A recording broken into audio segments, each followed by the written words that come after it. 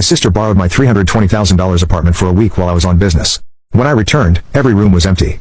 No furniture, no appliances, not even curtains. 2 hours later, she pulled up in a luxury coupe, smiling. "See, I told you I would earn this car." My mom, standing beside her, said, "You were going to renovate anyway." I replied, "Noted." That night, I disputed the car purchase and paused the transfer. 2 days later, my phone lit up with 33 calls. My sister was screaming when she found out the main news. You know the gut-level panic when you put your key in the lock, step inside, and something is off. Yeah, multiply that by 100. It was supposed to be just another routine trip, a week-long business conference in Chicago. I'd left my one-bedroom downtown apartment exactly as it always was, neat, organized, with my favorite leather sofa by the window and my espresso machine on the counter, a place I'd spent years paying off. Finally, mine. $320,000 of sweat, overtime, and skipped vacations. When I got back, I opened the door and froze. Empty. I don't mean messy. Empty. I mean stripped bare. No furniture, no appliances, not even the curtains. The place echoed when I stepped inside, my footsteps bouncing off naked walls. I stumbled from room to room like maybe my stuff had decided to relocate itself. The bedroom, just dust outlines where my bed and dresser used to be. The kitchen, an empty rectangle of linoleum where my fridge once stood. The bathroom, even the shower curtain was gone. My heart was pounding, half expecting a burglar to jump out, but the lock wasn't broken. The door hadn't been forced. And then, like a punch in the gut, a memory surfaced. My sister Ashley's text a week earlier, "Mind if I crash at your place while you're gone? Promise I'll take care of everything." 2 hours later, I got my answer. She pulled up in front of the building in a shiny black luxury coupe, top down, hair perfectly styled, grinning like she'd just won the lottery. "See," she said, stepping out in designer sunglasses. "I told you I'd earn this car." And there, right beside her, was my mother holding a coffee cup like it was just another sunny afternoon. "You were going to renovate anyway," Mom added, as if explaining why my life savings had vanished into thin air. I just stared at them, every muscle in my body tight. "Noted," I said finally. That night, I sat in the dark with my laptop open, found the dealership transaction, and disputed it. Paused the transfer.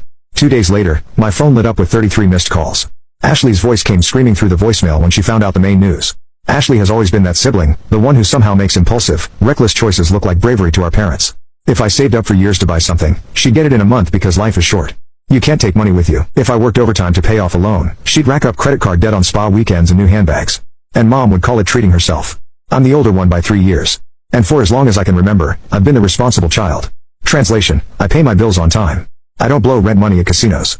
And when Mom calls saying the washing machine broke, I'm the one she expects to fix it and cover the cost. Ashley, she's had more career changes than I've had vacations.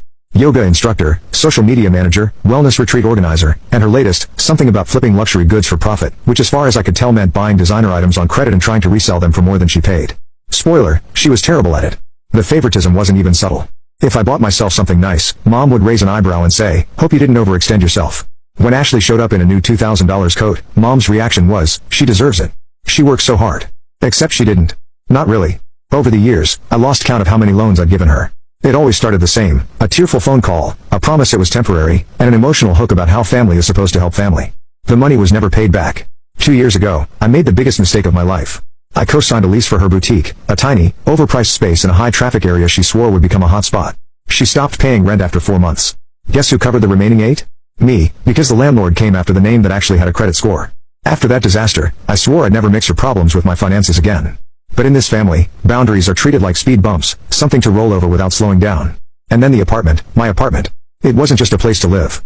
It was proof that years of working overtime, skipping trips, and putting away every extra dollar had meant something. I didn't grow up with money.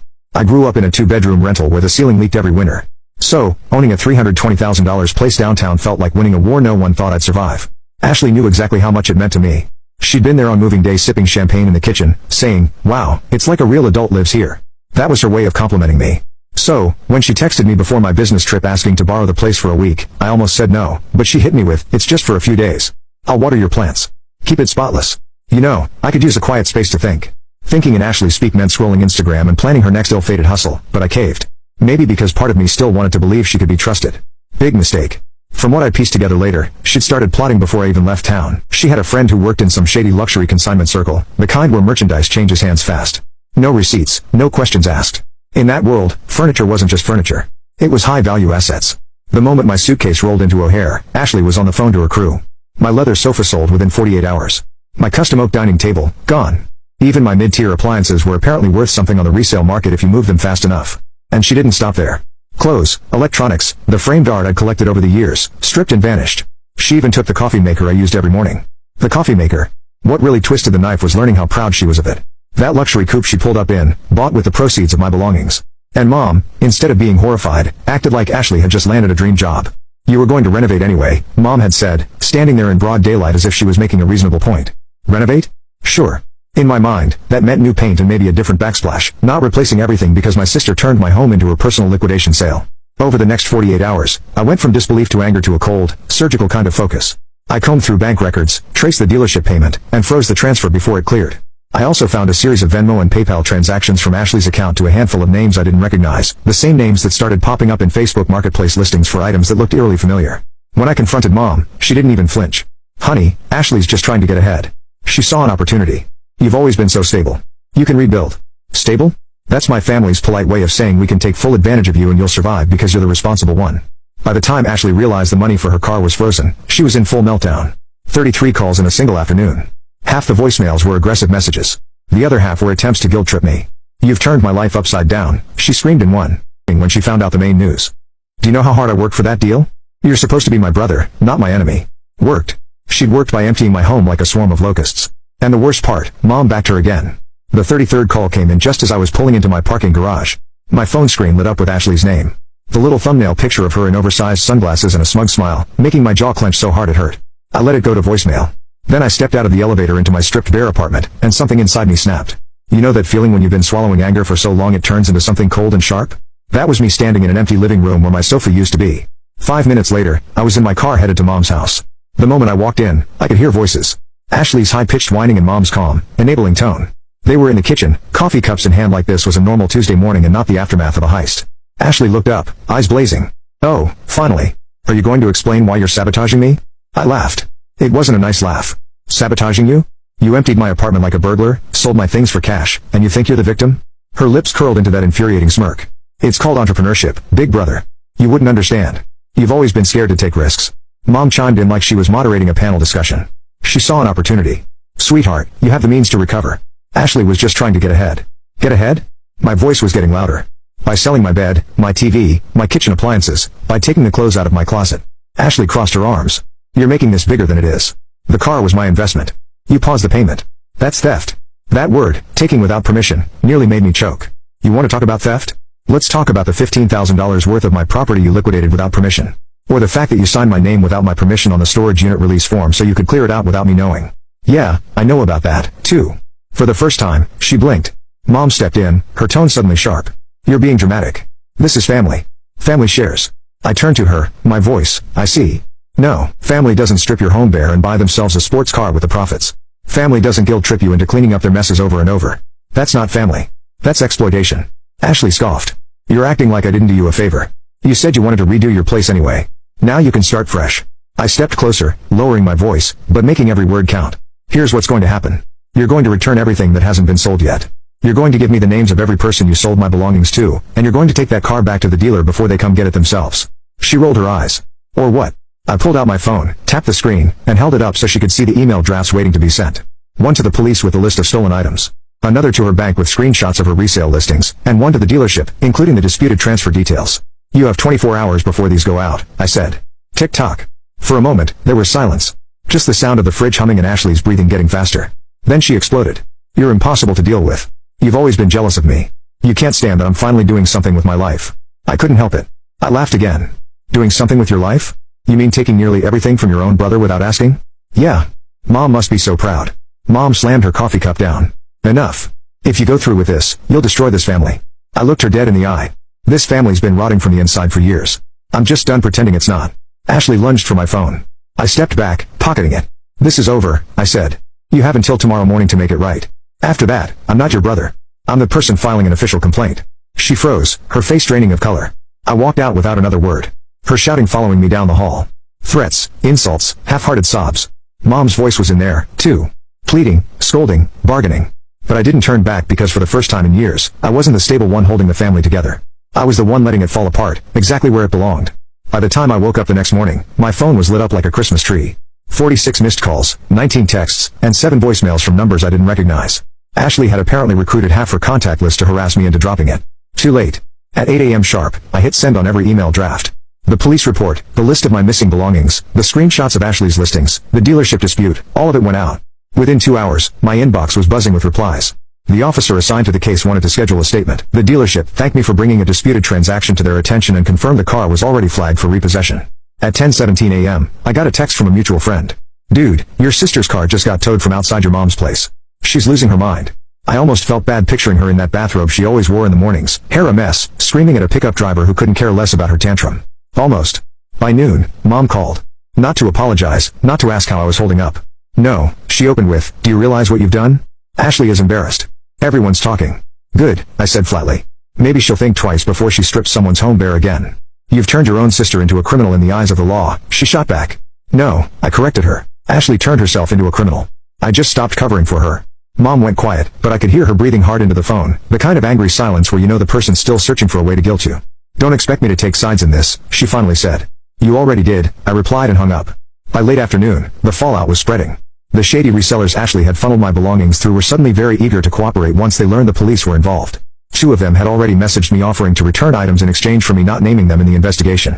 I made a list of what was coming back: my espresso machine, the oak dining table, half my clothes, and unbelievably the shower curtain.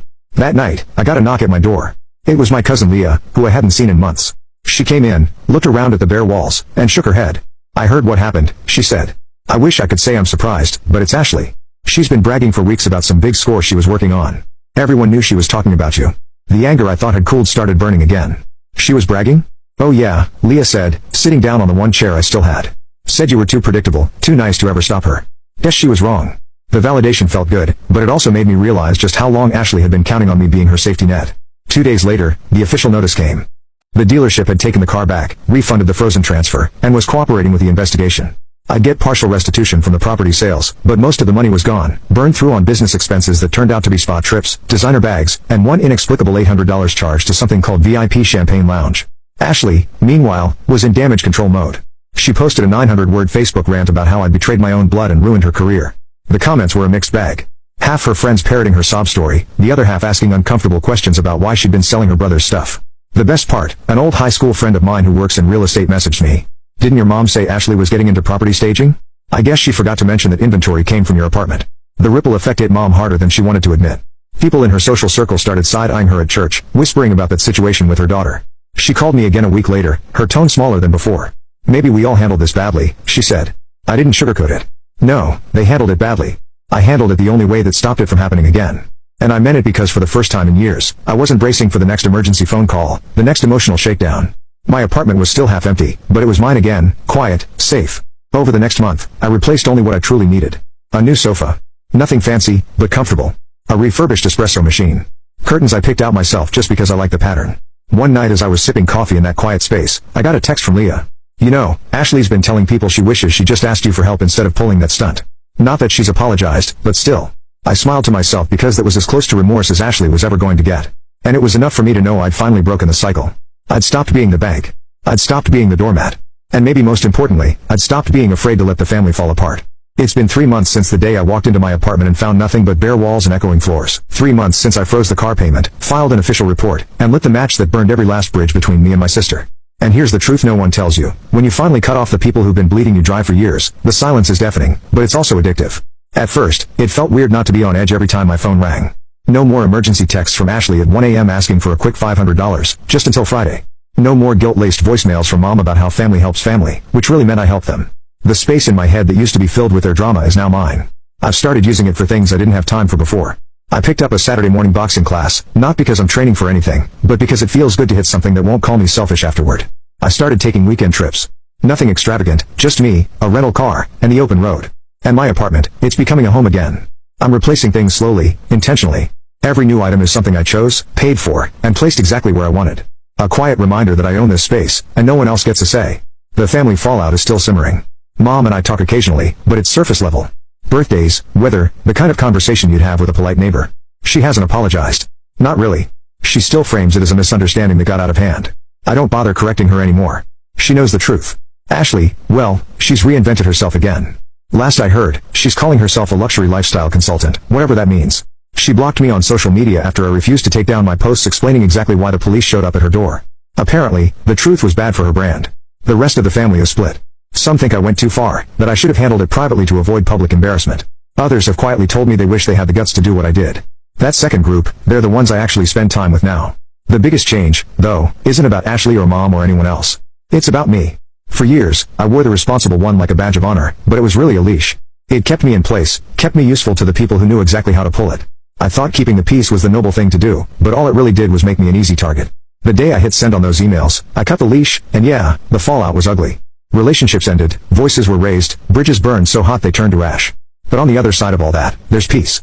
I don't check my bank account every morning wondering which loan I'll be pressured into next. I don't rearrange my life to accommodate someone else's mess. I don't explain my boundaries, I enforce them. And here's the thing, once you get a taste of living without the constant weight of someone else's chaos, you realize you're not just surviving, you're actually living. Do I miss the idea of having a close family? Sometimes, but the family I wanted never really existed. Just a version in my head where loyalty went both ways and respect was mutual. The reality was one-sided, and I was the only one paying the bill. So, no, I don't miss that. The other night, I got a message from Leah. Short and simple, ran into Ashley.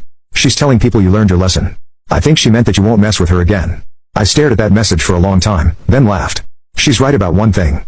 I did learn my lesson, just not the one she thinks. I learned that no one, not even family, is entitled to a piece of me just because we share DNA. I learned that boundaries aren't selfish, they're survival. And I learned that sometimes the only way to fix a toxic system is to walk away from it completely. So, if Ashley's out there thinking I'm sitting here stewing, plotting revenge, or regretting what I did, she's wrong. I'm sitting here on my new sofa, drinking coffee from my new espresso machine, in an apartment that's mine again, and feeling lighter than I have in years. The final thought I keep coming back to, I'm not the bad guy for refusing to be someone's backup plan, safety net, or personal ATM. I'm just a man who finally realized that saving myself was worth more than saving a relationship that only existed when they needed something. And if that makes me the villain in their story, I can live with that because for the first time, I'm finally the hero in my own.